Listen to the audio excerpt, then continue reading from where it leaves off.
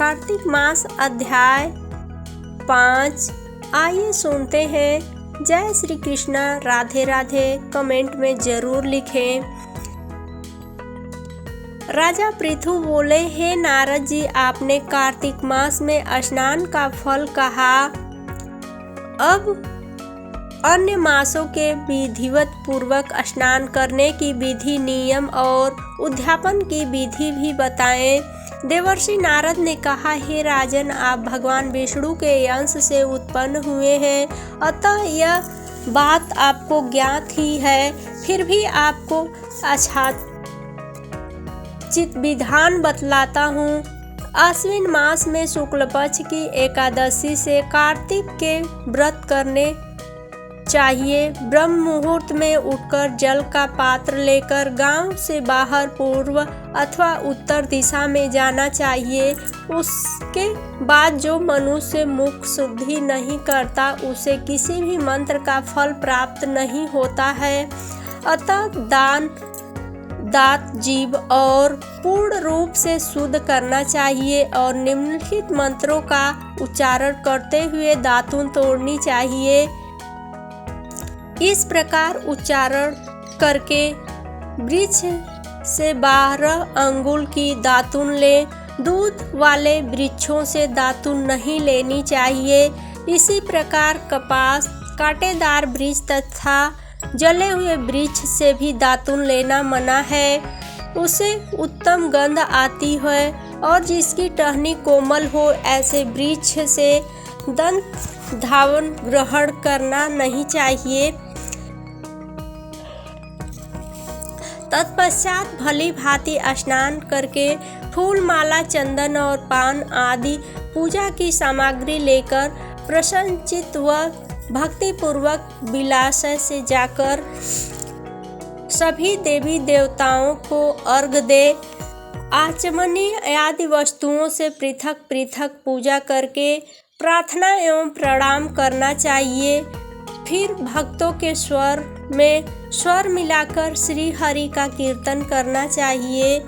मंदिर में जो गायक भगवान श्री हरि का कीर्तन करने आए हो, उनका माला, चंदन, तांबूल आदि से पूजन करना चाहिए, क्योंकि देवालयों में भगवान विष्णु को अपनी तपस्या, योग और दान द्वारा प्रसन्न करते थे। परंतु कलयुग में भगवत गुणगान को ही भगवान श्री हरि को प्रसन्न करने का एकमात्र साधन माना गया है। नारद जी राजा पृथु से बोले, हे राजन, एक बार मैंने भगवान से पूछा कि हे प्रभु, आप सबसे अधिक कहाँ निवास करते हैं? इसका उत्तर देते हुए भगवान ने कहा, हे नारद जी, मैं वैकुंठ आदि योगियों के हृदय में ही निवास नहीं करता, अपितु जहाँ मेरे भक्त मेरा कीर्तन करते हैं, मैं कहाँ अवश्य निवास करता हूँ। जो मनुष्य चंदन, माला आदि से मेरे भक्तों का पूजन करते हैं, उनसे मेरी ऐसी प्रीति होती है जैसी कि मेरे पूजन से भी नहीं हो सकती। नारद जी फिर कहा, शीरीष, धतूरा, गिरजा, चमेली, केसर, कंदार और कटहल के फूलों व चावलों से भगवान विष्णु की पूजा नहीं करनी चाहिए। अड़हुल, कंद, गिरीश, जूही, मालती और केवड़ा के पुष्पों से भगवान शंकर की पूजा नहीं करनी चाहिए।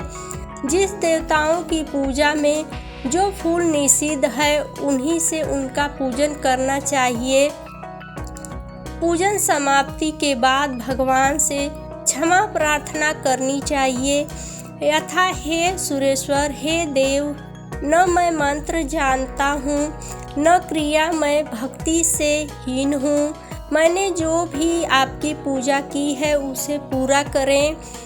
ऐसी प्रार्थना करने के पश्चात सांगाड़ प्रणाम करके भगवत कीर्तन करना चाहिए, श्री हरि की कथा सुननी चाहिए और प्रसाद ग्रहण करना चाहिए।